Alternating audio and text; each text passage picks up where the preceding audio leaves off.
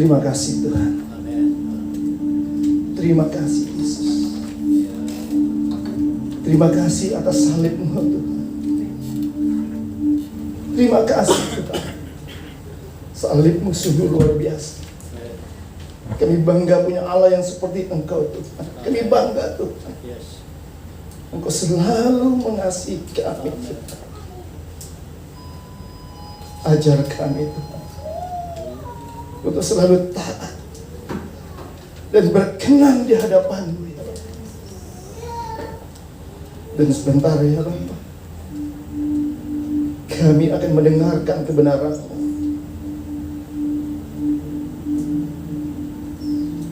Jika Engkau dapati Tuhan, kami salah langkah, kami melenceng, bawa kami kembali Tuhan. Tarik kami kembali Tuhan. Tegur kami, nasihati kami Tuhan. Sebab firman-Mu berkata, barang siapa Ku kasihi, ia akan Ku tegur dan Ku hajar. Maka relakanlah hatimu dan bertobatlah. Kami ingin indah di hadapan-Mu ya Bapa.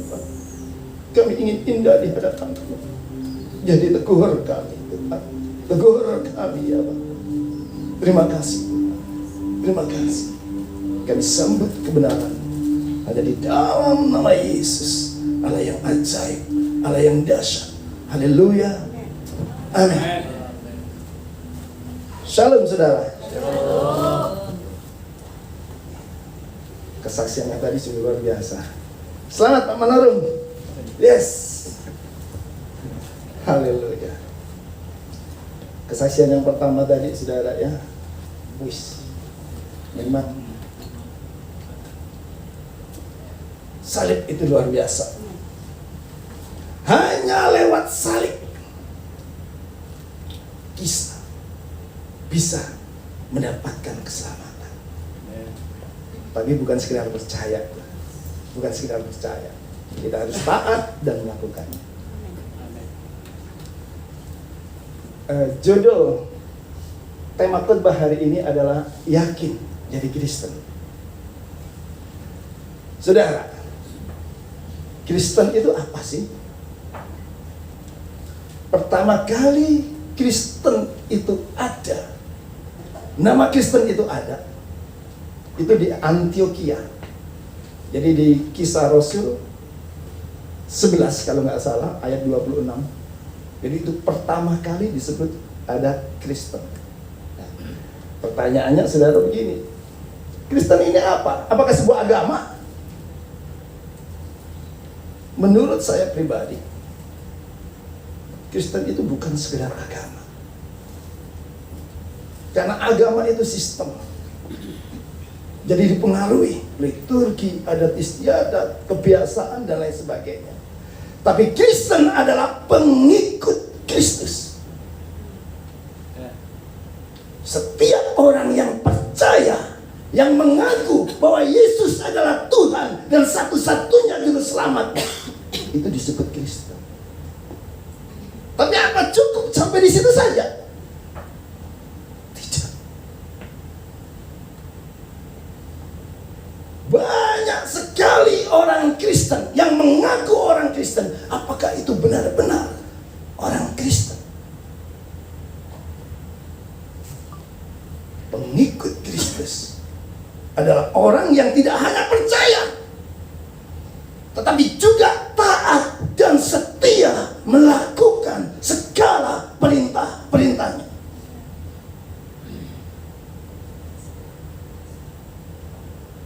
Saudara, di luar sana banyak orang yang mengaku Kristen, mengaku bahwa dia adalah pengikut Kristus, tapi kenyataannya apa? Apakah dia pengikut yang sejati atau sekedar seorang penggemar, fans, penggembira yang dikatakan ibu tadi? Apakah hanya sekedar KTP?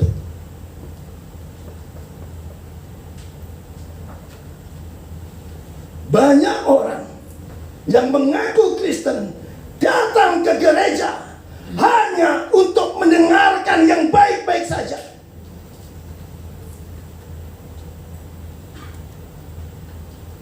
Dia pengen menyenangkan hatinya. Yang disukai hanya khotbah-khotbah yang bertemakan tentang berkat. Bagaimana caranya menjadi sukses? Bagaimana supaya hidupnya diberkati?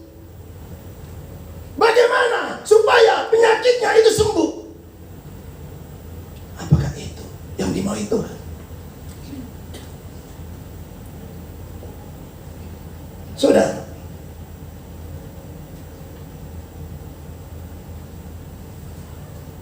nama Yesus itu adalah hal yang sangat luar biasa. Nama yang ajaib. Nama yang dahsyat. Seperti sering kali disampaikan di tempat ini, semua orang bisa pakai nama Yesus. Apalagi berada di mimbar. Makanya seringkali saudara ya, saya selalu ketakutan kalau ada di mimbar. Sejak dulu. Makanya Bang Alfian, tolong dong iringi dengan sangat-sangat lembut, biar saya nggak takut lagi. Sangat lembut sekali. Saudara, mimbar adalah tempat terbaik untuk mengatasnamakan Tuhan. Makanya di beberapa tempat pelayanan mimbar ini dijadiin rebutan. Baik jadi khotbah, pengkhotbah, atau jadi WL singer, maupun jadi pemain musik. Dikit lagi. Bahkan saudara, di tempat lain, hanya gara-gara di-cancel atau nggak dijadwal di pelayanan mimbar, ini sampai bahasa Jermannya gondok, saudara. Gondok. Bahkan sampai dia keluar dari pelayanan. Pertanyaannya, dia ini ngelayanin siapa? Mau ngelayanin Tuhan atau melayani dirinya sendiri?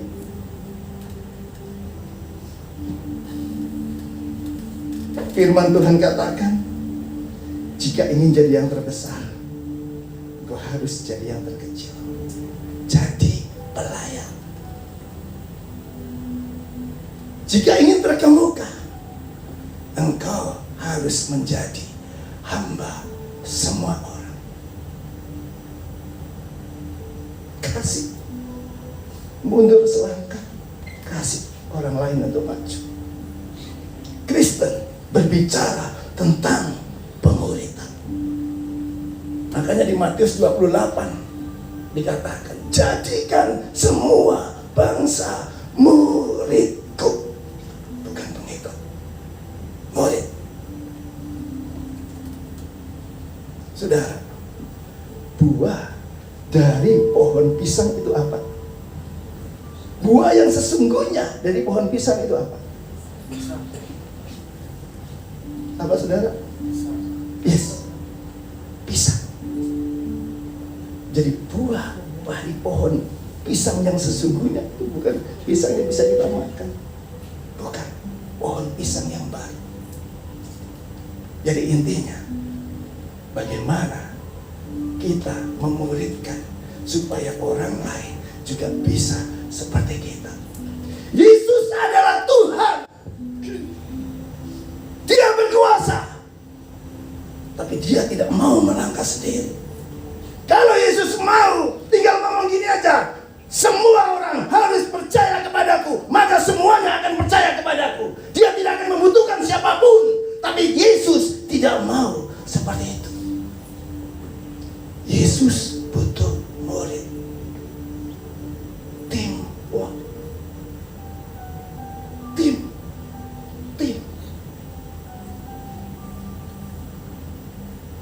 Jadi regenerasi itu sangat-sangat penting.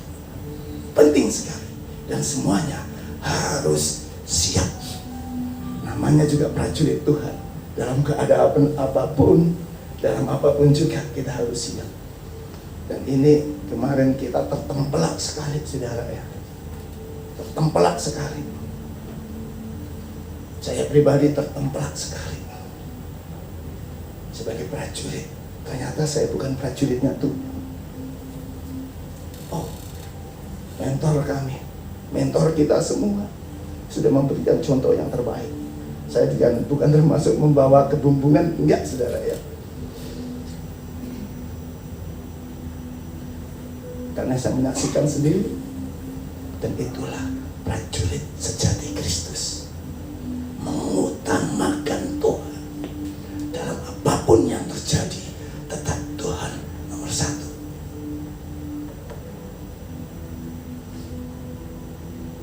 Saudara, Yesus tidak pernah tertarik untuk mencari seorang pengagum. Tidak. Yesus tidak pernah tertarik untuk memperbanyak penggemar.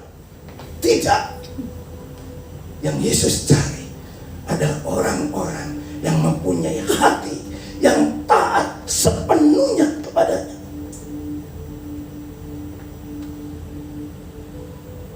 Sudah, isi Alkitab itu dibagi menjadi dua, benar ya?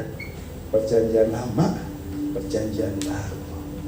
Tetapi isi dari Alkitab itu terdiri dari bermacam bagian. Ada nubuatan, ada cerita, bukan cerita dongeng, itu cerita pasti gitu ya. Nubuatan, penggenapan. Tapi secara praktisnya, etika praktisnya, Alkitab itu punya dua isi, yaitu perintah dan janji. Belum buka ayat sama sekali ya. Ini masih mukadimah ya, masih pembukaan saudara ya. Tolong Charles tampilkan. Carilah dahulu kerajaan surga. Ini ayat hafalannya, Matius 6:33.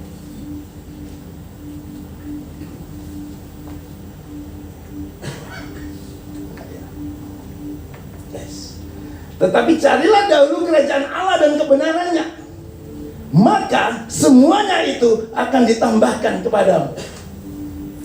Yang perintah yang mana saudara? Carilah.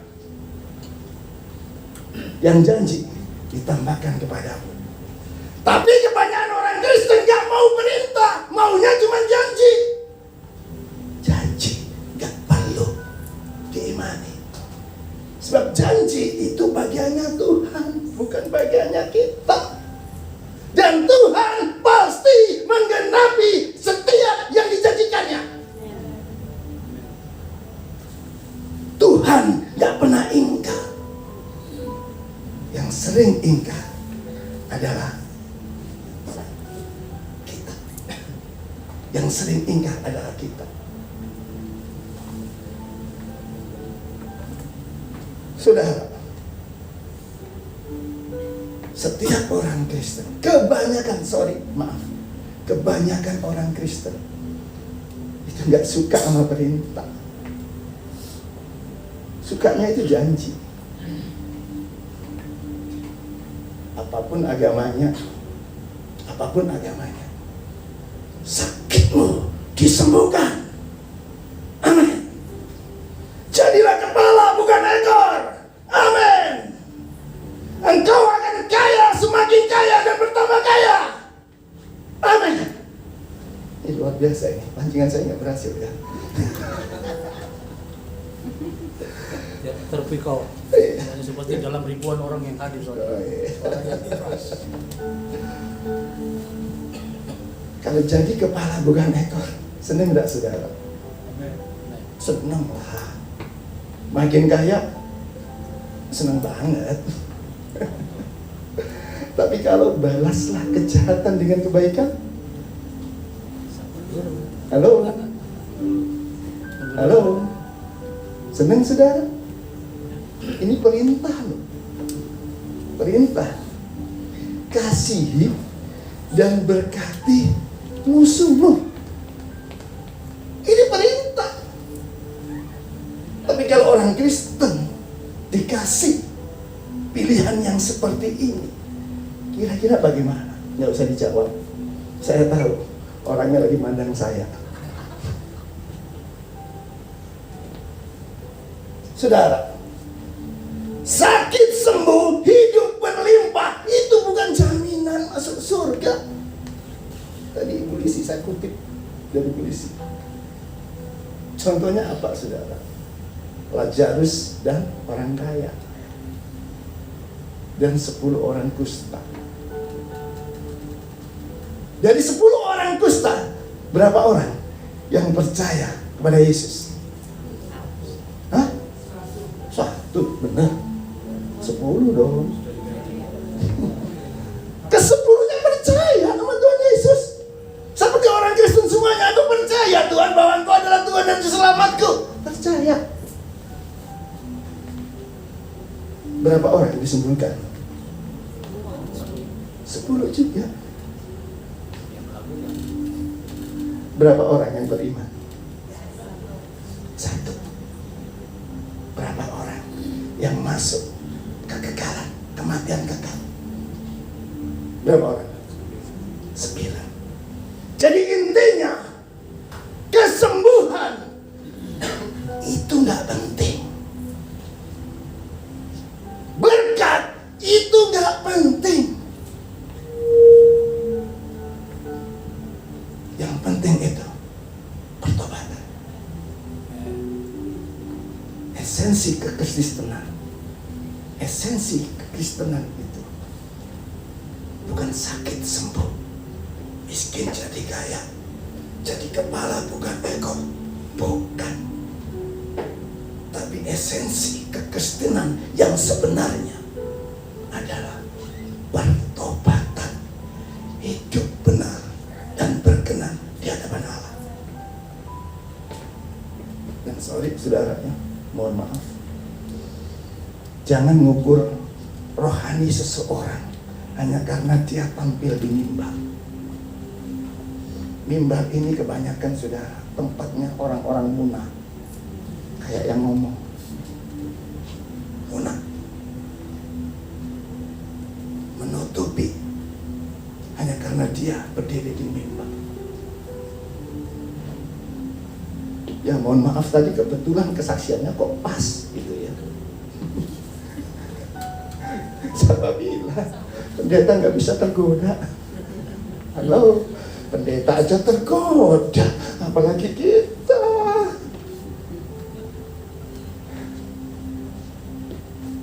Tapi yang pasti saudara, Tuhan sangat mengasihi kita. Saudara rajin di mimbar, rajin pelayanan, Tuhan itu nggak tambah sayang kok sama kita. Enggak. Itu artinya saudara yang tambah sayang sama Tuhan. Begitu juga sebaliknya. Pada saat kita berbuat dosa, bahkan jika saat di mimbar ini engkau berpikiran dosa, Tuhan tetap sayang sama kita. Karena apa sih? Kasih Tuhan itu tetap kekal, gak berubah.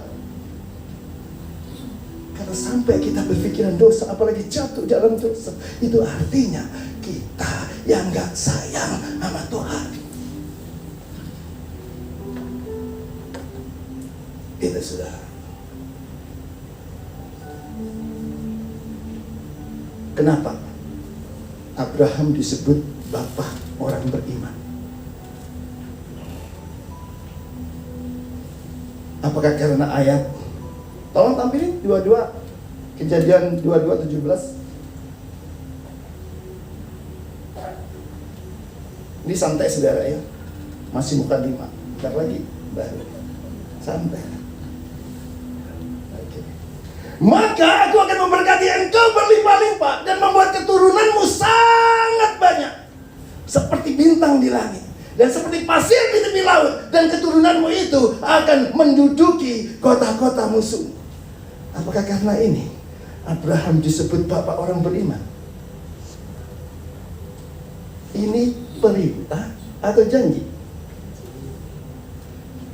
Coba ayat di atasnya.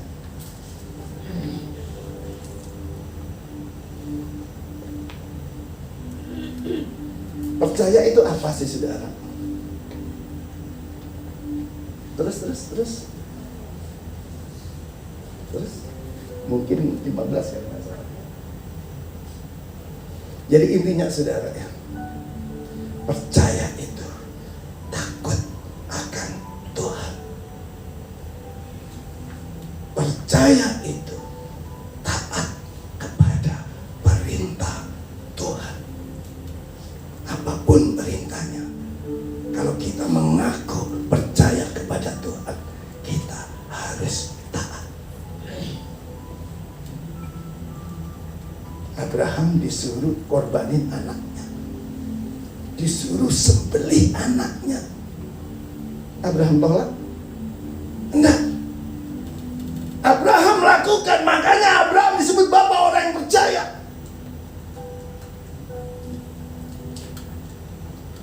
Di Alkitab, berapa orang yang disuruh sembelih anaknya? Kan cuma Abraham, saudara. Benar ya? Tapi berapa orang yang disuruh untuk tunduk pada suami? Ini sama-sama perintah loh. Kalau perintah sembelih anak cuma satu orang. Tapi kalau perintah, hai istri, tunduklah kepada suamimu seperti kepada Tuhan. Setiap orang Kristen, ini perintah. Jadi apapun yang dilakukan suamimu, semenjengkelkan apapun suamimu, menyakitkan apapun suamimu, bahkan kalau sampai suamimu, mohon maaf, seperti Abraham yang sempat buka cabang atau mau buka cabang, engkau tetap harus tunduk. Ini perintah kok, bukan saya yang ngomong. Bukan berarti karena saya dulu sempat buka cabang, bukan, saudara ya. Bukan. Begitu juga, hai suami, kasihilah istrimu. Jadi kita mengasihi istri kita bukan karena dia cantik, dia nurut, enggak. Apapun yang dilakukan istri kita, meskipun dia cerewet, gak tunduk, bangkang, suka melawan, tetap kasih dia. Karena apa? Ini perintah. Pertanyaannya dari sini aja sudah kelihatan, saudara. Gak nyaman kota ini ya. Tapi memang di sini iya, sini kan hamba-hamba Tuhan semuanya. Jadi semuanya pasti tunduk pada suami. Semuanya pasti mengasihi istri. Dan saudara, yang pasti saudara ya, Tuhan tempatkan pasangan kita itu membentuk karakter kita. Pasangan kita adalah hadiah terindah yang khusus diciptakan Tuhan secara spesial untuk Anda. Itu.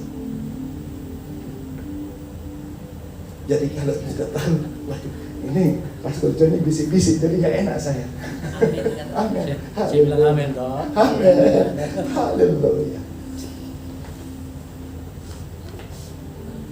Saudara, begitu juga di sini yang menjadi orang tua. Jangan bangkitkan amarah di hati anakmu. Apapun kelakuan anakmu, anakmu ini titipan Tuhan. Begitu juga yang merasa jadi anak. Hormatilah orang tuamu, apapun itu. Seperti orang tuamu, meskipun seolah-olah orang tuamu ini pilih kasih, tidak adil, cenderung pada si A, cenderung sama B, tetap hormati. Ini perintah. Jadi firman Tuhan katakan, sebab jika engkau berbuat baik kepada orang yang baik kepadamu, apalah jasamu? Orang berdosa juga melakukannya. Lukas 6:33.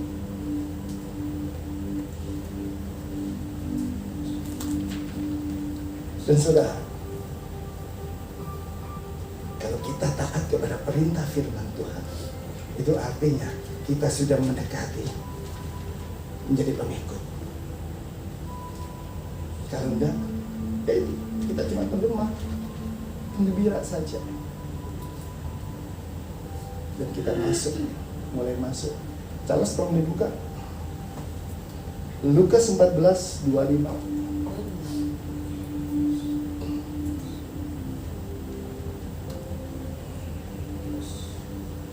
Pada suatu kali banyak orang berduyun-duyun mengikuti Yesus dalam perjalanannya.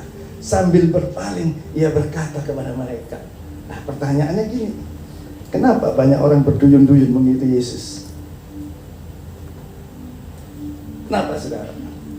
Karena ya saat itu Yesus ini seorang yang luar biasa, public figure ya.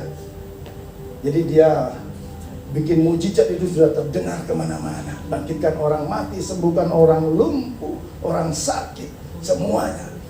Makanya orang-orang datang berduyun-duyun. Dia memberi makan 5.000 orang. Berduyun-duyun. Kalau saat ini misalkan banyak orang yang berduyun-duyun mengikuti Pak Joni yang kayak dulu, Pak Joni pasti senang banget. Dulu ya, dulu.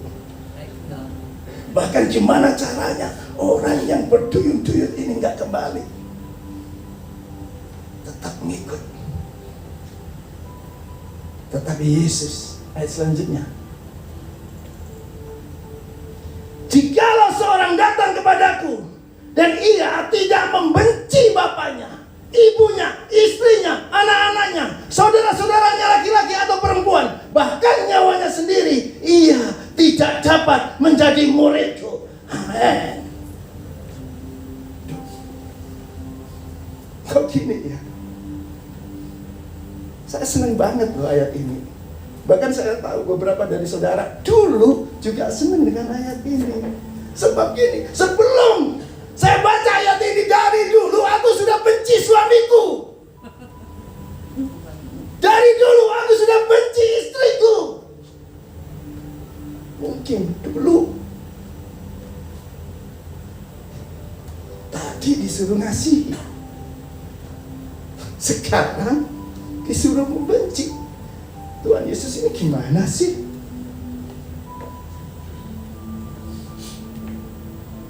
Saudara, banyak orang mengikuti Yesus hanya ingin melihat mukjizat. Banyak orang mengikuti Yesus hanya ingin kesembuhan. Banyak orang mengikuti Yesus hanya ingin mendapatkan sesuatu dalam hidupnya. Yesus tahu ini. Dan Yesus ngomong, jika ia tidak membenci bla bla bla, ia tidak dapat, tidak layak menjadi muridku.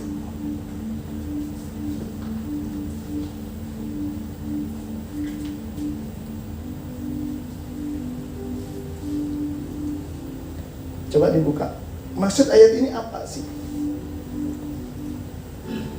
Jangan sedang dulu ya, saudara. Perintah ini bukan berarti Yesus pingin benar-benar kita benci istri kita, anak kita, suami kita. Tidak. Yesus ingin seberapa pun engkau mengasihi keluargamu, istrimu, suamimu, jangan sampai melebihi kasihmu kepada aku. Matius 10 ayat 37. Tolong Pak Yuri dibaca dong. Matius 10 ayat 37. Barang siapa mengasihi bapa atau ibunya lebih daripadaku, ia tidak layak bagiku. Dan barang siapa mengasihi anaknya laki-laki atau perempuan lebih daripadaku, ia tidak layak bagiku. Yes. Barang siapa mengasihi bapak atau ibunya lebih daripadaku, ia tidak layak bagiku. Berat banget saudara ya. Berat banget. Isunya bukan karena kita terlalu mencintai suami istri kita, makanya Yesus ngiri, bukan. Isunya bukan itu. Problemnya adalah kita belum cukup mencintai Yesus. Terkadang kasih kita kepada istri kita melebihi kasih kita kepada Kristus. Sayang kita kepada anak kita terkadang sampai melebihi sayang kita kepada Kristus. Itu yang Tuhan gak mau.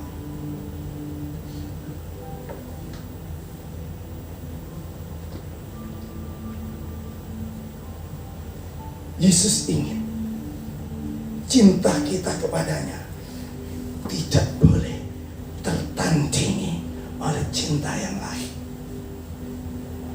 Dengan kata lain, Yesus ingin mengatakan, engkau tidak bisa mengikuti aku selama engkau tidak memberikan hatimu kepadaku. Engkau tidak layak mengikuti aku sebelum engkau memberikan hidupmu secara total kepadaku. Engkau tidak layak mengikuti aku sebelum engkau menyerahkan segala milikmu, semua yang kau senangi kepadaku.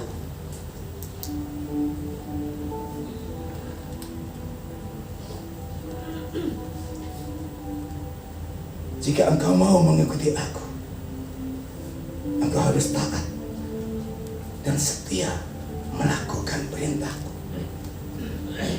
Jika engkau mau mengikuti aku, engkau harus menjadikan aku, Yesus, sebagai yang pertama dan paling utama dalam hidupmu.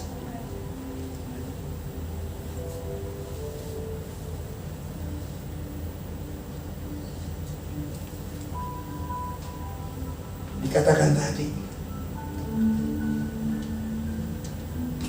jika engkau mengikut Yesus, engkau harus taat pada semua perintah-perintahnya. Kasih istrimu, tunduk suamimu, kasihi musuhmu, berkati orang yang menganiaya kamu. Apakah kita sudah melakukan itu? Kita yang mengaku sebagai orang Kristen, apakah kita nggak pernah punya musuh? Siapa di sini yang pernah membunuh manusia? Angkat tangan. Kayaknya saya saja. Enggak sengaja dulu.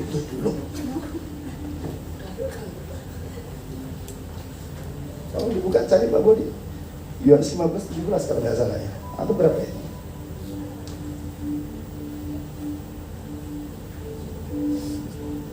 Berapa?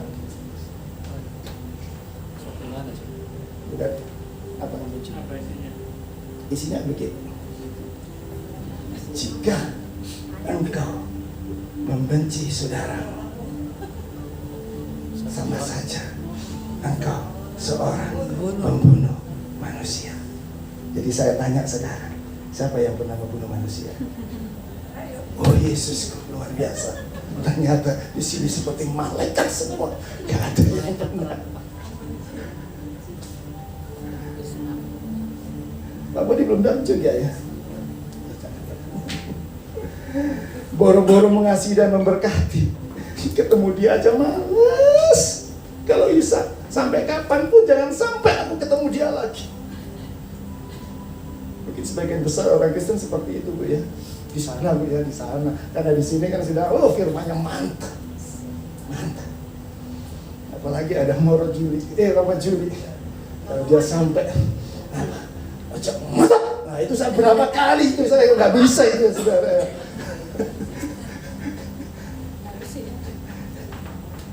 Yes. Lukas 14 ayat 8-30. Masih lama juga ya, santai. Tolong Pak Yuli. Lukas 14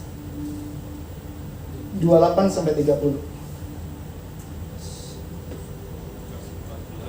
Ya, 28, lanjutan ayat tadi. 28 ya mulainya. Ya. Lukas 14 ayat 28. Sebab siapakah di antara kamu yang kalau kamu mau mendirikan sebuah menara tidak duduk dahulu membuat anggaran biayanya, kalau cukup uangnya untuk menyelesaikan pekerjaan itu, supaya jikalau ia sudah meletakkan dasarnya dan tidak dapat menyelesaikan, jangan-jangan semua orang yang melihatnya mengejek dia sambil berkata, orang itu mulai mendirikan tetapi ia tidak sanggup menyelesaikannya. Yes. Di sini Yesus kasih perumpamaan. Di sini Yesus kasih warning yang cukup jelas, saudara ya. Cukup keras.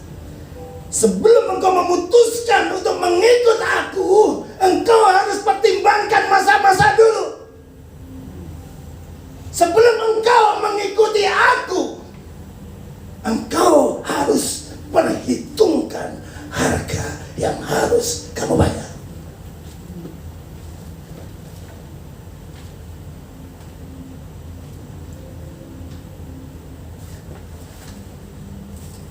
Berpikir dulu matang-matang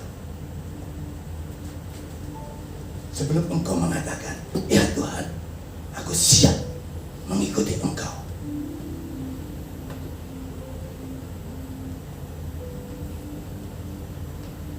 Ketika engkau benar-benar mengikuti Yesus, ada begitu banyak hal yang harus engkau korbankan dalam hidupmu. Karena mengikut Yesus membutuhkan pengorbanan yang besar, kerelaan, ketaatan yang mutlak. Mengikut Yesus dibutuhkan komitmen. Sampai kapan? Sampai akhir. Jangan sampai kita kaya-kayaan, aku mau mendirikan bangunan, tapi di tengah jalan saat ada badai, engkau undur daripadanya. Jangan sampai engkau mengawali dengan roh, tapi mengakhiri dengan daging.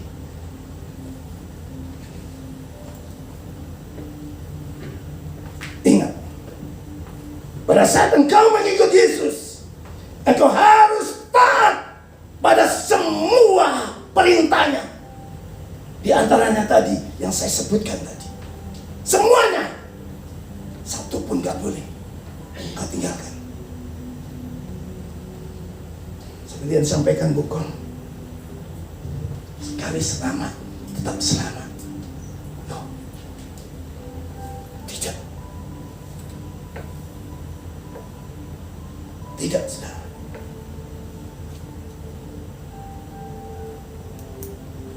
Pada saat engkau mengatakan, aku siap mengikuti engkau Tuhan, itu artinya engkau harus siap meninggalkan semua yang kau senangi. Engkau harus siap melepaskan semua yang kau miliki. Engkau harus mau menyerahkannya semuanya tanpa kecuali kepada Yesus.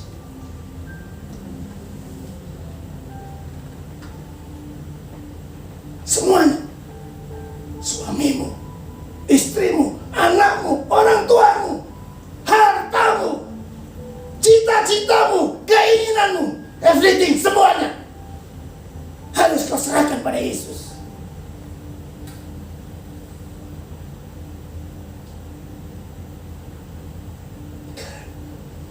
Sudah yakin mau jadi orang Kristen? Yakin. mau melakukan semua perintahnya? Amin. Yakin ikut Yesus? Yes. Haleluya.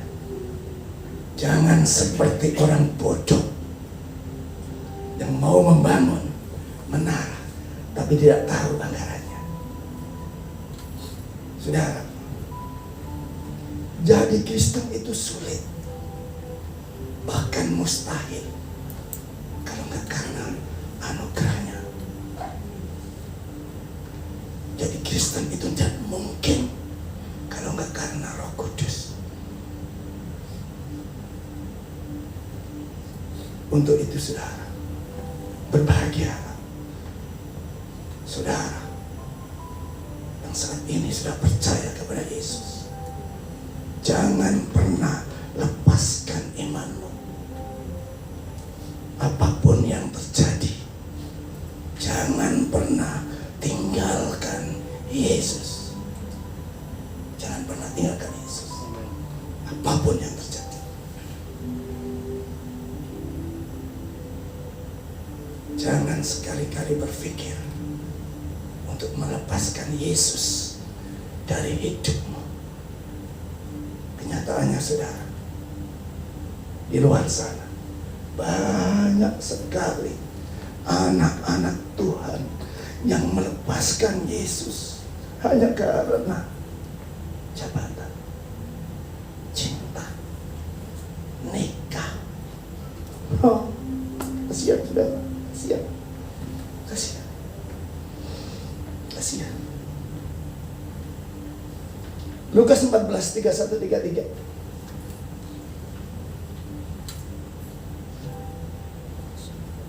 Pak Yuri tolong. Lukas 14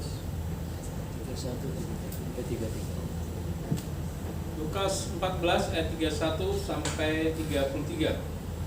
Atau raja manakah yang kalau mau pergi berperang melawan raja lain tidak duduk dahulu untuk mempertimbangkan apakah dengan 10.000 orang ia sanggup menghadapi lawan yang mendatanginya dengan 20.000 orang? Jikalau tidak, ia akan mengirim utusan selama musuh itu masih jauh untuk menanyakan syarat-syarat perdamaian. Demikian pula lah tiap-tiap orang di antara kamu yang tidak melepaskan dirinya dari segala miliknya tidak dapat menjadi muridku. Yes. Harus tahu jelas ya. Jika kita punya 10 pasukan, bagaimana engkau melawan 200 pasukan? Harus berpikir. Dalam perubahan yang pertama, Yesus jelasin kita harus perhitungkan dengan baik sebelum mengikut Dia. Karena ada begitu banyak harga yang harus dibayar. Tapi dalam perumpamaan yang kedua ini, Yesus katakan, jika engkau berkata terlalu mahal untuk mengikuti engkau Tuhan, maka jika engkau tidak mengikut Tuhan, harga yang harus kamu bayar akan jauh lebih mahal.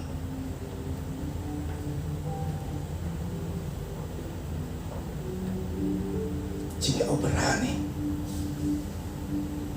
tidak mengikut Yesus, memutuskan tidak mengikut Yesus, harga yang saudara bayar pasti jauh lebih besar. Contoh simpel seperti ini, saudara. Di sini orang terkuat siapa, Kak Joni? Di Indonesia. Adire ya mungkin ya. Jika saya ya ketemu sama Adire, terus saya nantangin dia, kira-kira saya konyol kagak ya? Konyol banget. Konyol banget. Kalau saya mau melawan Adire, saya harus tahu siapa Adire yang saya hadapi ini. Terus tahu. Ya. Tapi begitu juga jika saya mau memusuhi Adire, saya harus tahu akibat yang harus saya tanggung.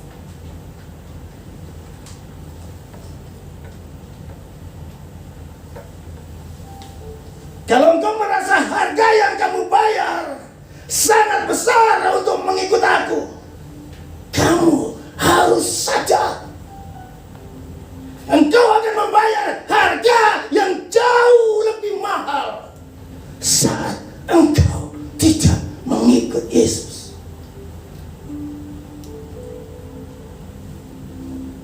Kenapa, saudara? Sebelum saja, orang Kristen itu dibagi dua kategori ya.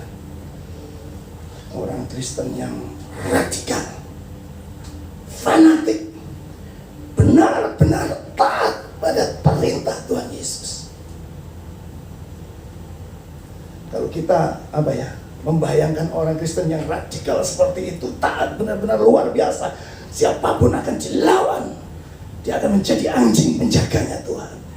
Mungkin di YouTube Pak Stephen Tong gitu ya, yang mohon maaf ya, saya penggemar juga saudara ya, saya suka khotbah beliau. Dan kembali lagi, saya tidak membawa kebumbungan mentor kita. Karena saat itu saya sangat menangis, saudara. Pagi-pagi saya dapat telepon, dan ternyata dari beliau yang ngomong, sediakan tempat, kursi. Aku tetap datang untuk melayani Tuhan. Apapun yang terjadi, tetap melayani Tuhan.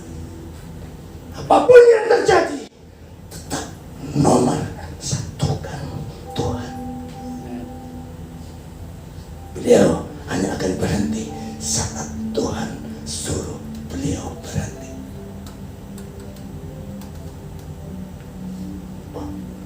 Berbahagialah saudara.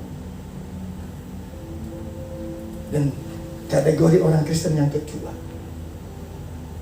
orang Kristen yang biasa-biasa aja, orang Kristen yang santai. Yang penting aku percaya Yesus, yang penting aku ke gereja, yang penting aku berusaha hidup benar dan aneh-aneh. Ya dikit-dikit meskipun aku khotbah nggak apa-apa lah, nonton yang 17 tahun ke atas nggak apa-apa lah.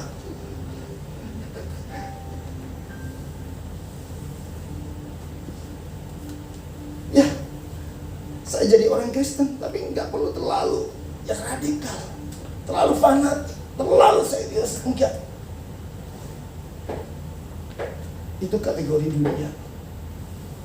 Tetapi Yesus punya dua kategori juga.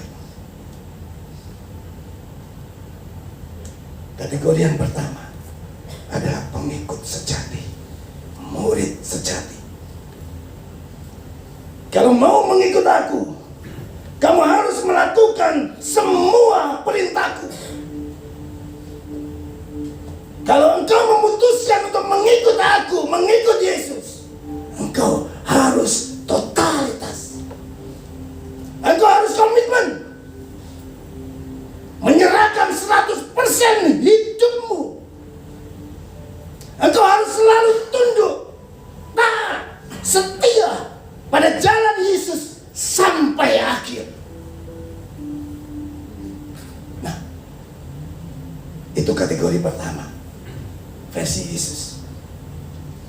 Kategori yang kedua, bukan orang Kristen yang santai, bukan orang Kristen yang gak serius, enggak. Mau tahu saudara ya, kategori yang kedua, jika engkau tidak mengikut Yesus, engkau menjadi musuh Allah.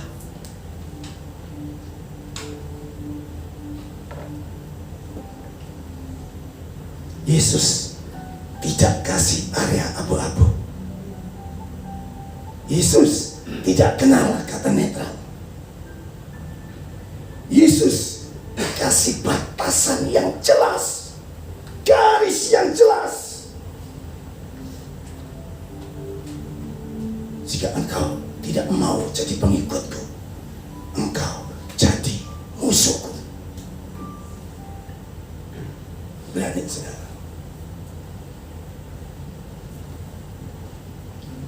Yesus yang punya seisi dunia ini. Jika kita mau ngebantai Yesus, kita mau tinggal di mana?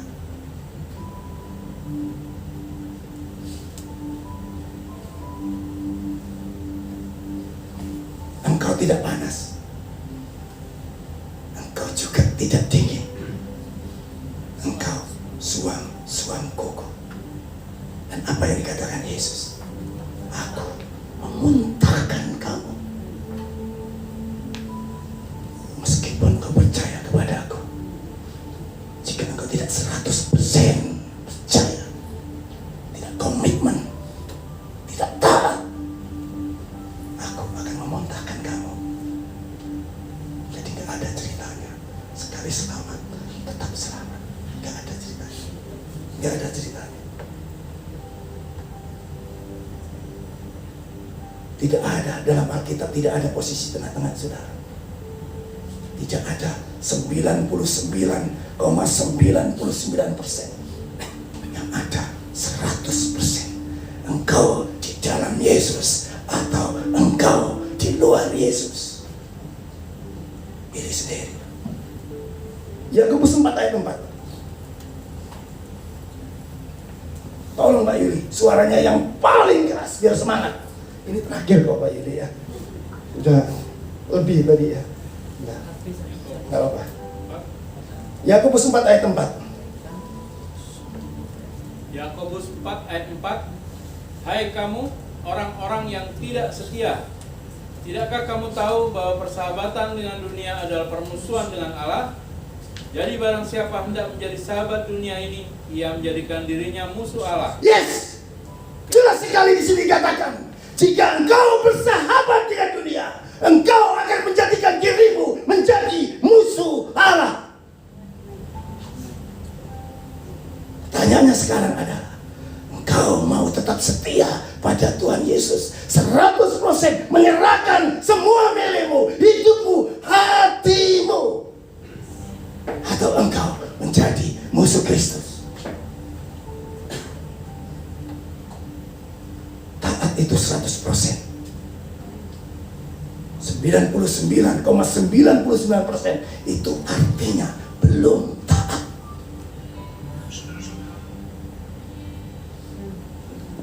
Kita harus tetap setia dan taat sampai akhir. Pada saat kita tidak sepenuhnya, tidak 100% mengikut Yesus, itu artinya kita sama saja menolak Tuhan Yesus. Dan pada saat kita menolak Tuhan Yesus, itu artinya kita memutuskan diri, mengikrarkan diri menjadi musuh Tuhan.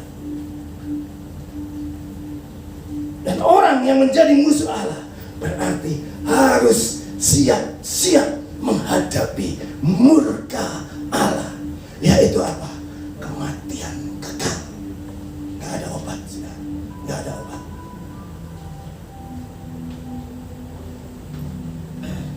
Saudara,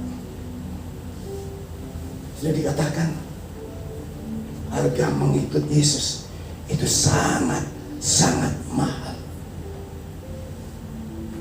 Tetapi akan lebih mahal lagi jika saudara tidak mau mengikut Yesus.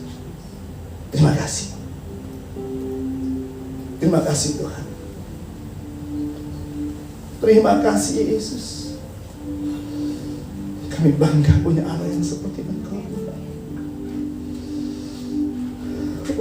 Firman-Mu Tuhan sudah mengingatkan kami semua bahwa kami harus total komitmen hanya kepada-Mu. Kami gak mau abu-abu Tuhan, sebab Engkau kasih batasan yang jelas.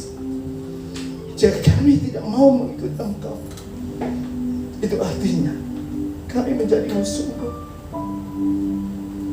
Tapi jujur Tuhan, berat bagi kami Tuhan.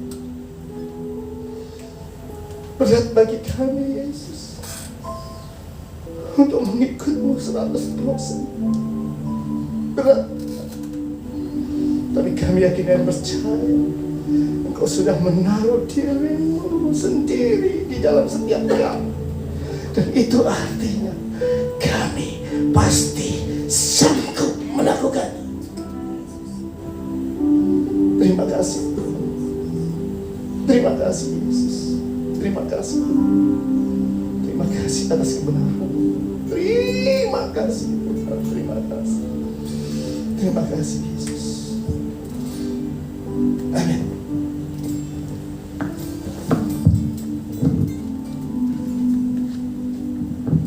Tuhan, berapa banyak diberkati dengan firman Tuhan.